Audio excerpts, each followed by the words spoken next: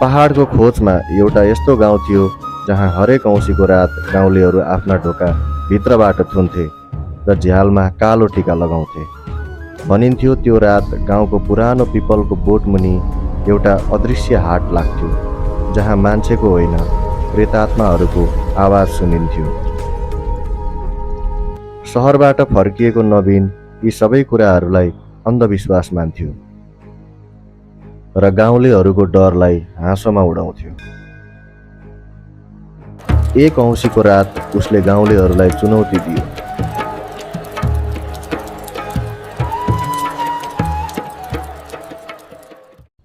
म आज राति त्यही पिपलको फेदमा एक्लै सुतेर देखाइदिन्छु। मध्यरात भयो, गाउँ सुनसान थियो। केवल टाढा कुकुरहरू रोएको आवाजले रातको शून्यतालाई थप डरलाग्दो बनाइरहेको थियो।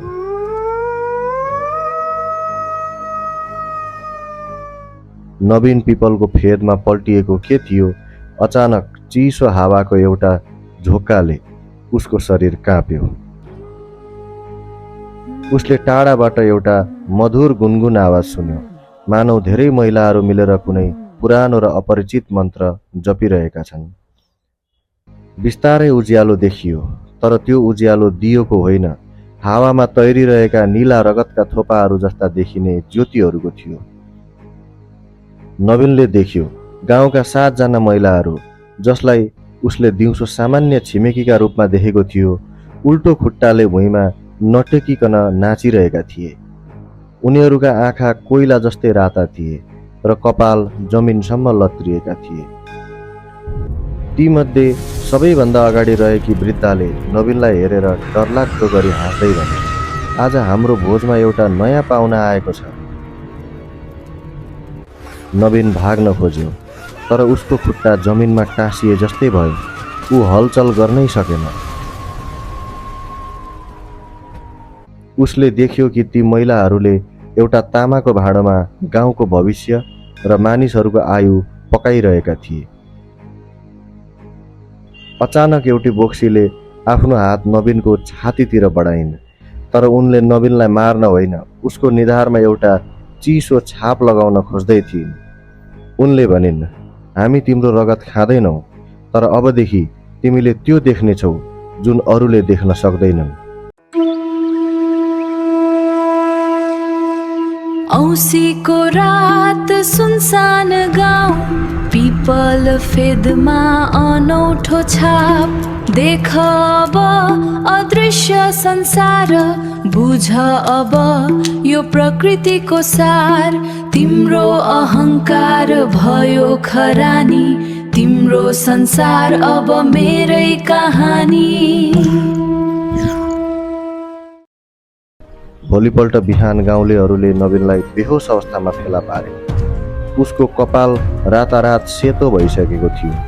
जब नवीनको होस खुल्यो, उसको मनबाट सहरिया अहङ्कार र अन्धविश्वास भन्दै उडाउने बानी सधैँका लागि हरायो। उसले आफूले देखेको त्यो भयानक दृश्य र बोक्सीहरूको सभाको बारेमा कसैलाई केही भनेन, तर उसको मौनता र सेतो कपाल नै उसको डरको साक्षी थियो।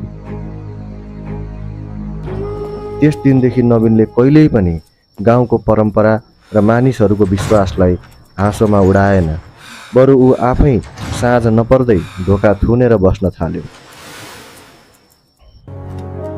आफ्नो ज्ञान र तर्कमा घमण्ड गर्ने नवीनले अब बुझिसकेको थियो कि यो संसारमा हाम्रो सोच र विज्ञानभन्दा पर पनि कतिपय रहस्यमय शक्तिहरू अस्तित्वमा हुन्छन्।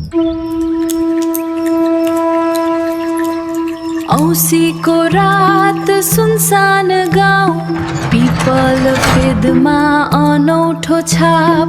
देख अब अदृश्य संसार, बुझ अब यो प्रकृतिको सार।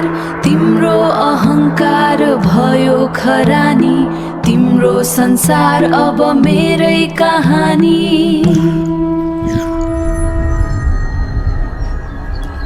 बोक्सीको चिसो स्पर्शपछि नवीनको संसार पूर्ण रूपमा बदलिएको थियो।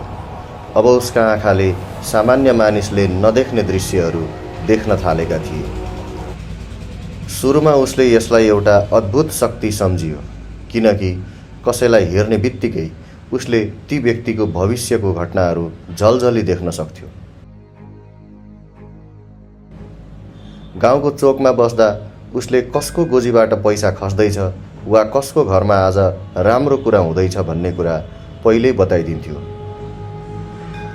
गाउँलेहरू उसलाई अब जादुई केटा भन्न थालेका थिए र उसको घमण्ड फेरि बिस्तारै पलाउन थालेको थियो। तर यो शक्ति अब अभिशाप बन्यो जब उसले मानिसहरूको प्रगतिको सट्टा उनीहरूको मृत्यु र विनाशका दृश्यहरू देख्न थाल्यो।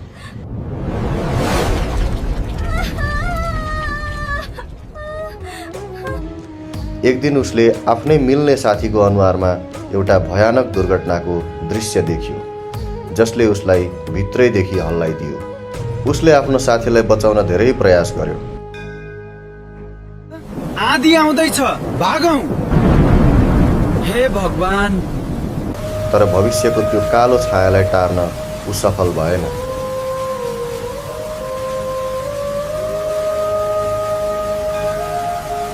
बिस्तारै नबिनले गाउँका हरेक मानिसको अनुहारमा कुनै न कुनै पीडा, बिरामी वा शोक मात्र देख्न थाल्यो। ऊ अब कसैको आँखामा आँखा जुदाएर हेर्न डराउन थाल्यो किनकि भविष्यको त्यो ज्ञानले उसलाई मानसिक रूपमा विक्षिप्त बनाउँदै गएको थियो। नवीनलाई महसुस भयो कि भविष्य जान्नु उपहार होइन, बरु अरूको दुःख पहिल्यै भोग्नुपर्ने एउटा भारी सजाय रहेछ। उसले आफ्नै कोठामा थुनिएर ऐना छोपिदियो, तर ती भयानक दृश्यहरूले उसको निद्रा र चैन दुइटै लुटिसकेका थिए। अन्ततः सहन नसकेपछि ऊ फेरि त्यही भयानक पिपलको बोटमुनि पुग्यो जहाँ उसले पहिलो पटक बोक्सीहरूलाई देखेको थियो।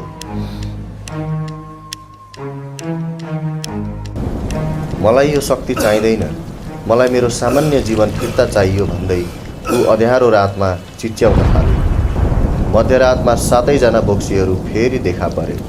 उनीहरूका राता आँखा अँध्यारोमा बल्दै थिए। मुख्य बोक्सी अगाडि आए र डरलाग्दो स्वरमा हाँसी।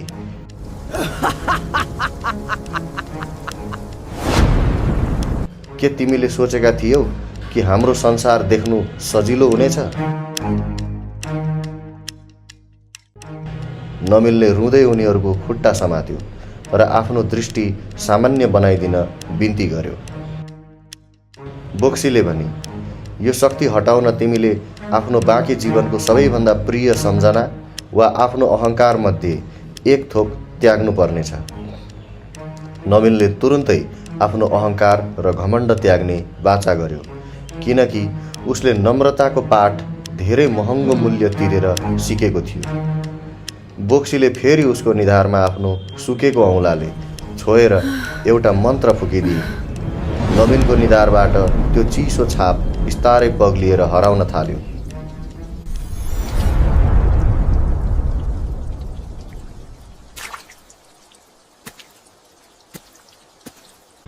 जब उसले अर्को दिन बिहान आँखा खोल्यो, उसले कोठामा केवल बिहानीको घाम र धुलोका कणहरू मात्र देख्यो। उसले झ्यालबाट बाहिर हेर्दा गाउँलेहरू सामान्य रूपमा काम गरिरहेका थिए। अब उनीहरूको अनुहारमा कुनै कालो छाया थिएन। नवीनले लामो सास फेर्यो र आफ्नो स्मार्टफोन थन्क्याएर गाउँका मानिसहरूलाई मद्दत गर्न बाहिर निस्कियो।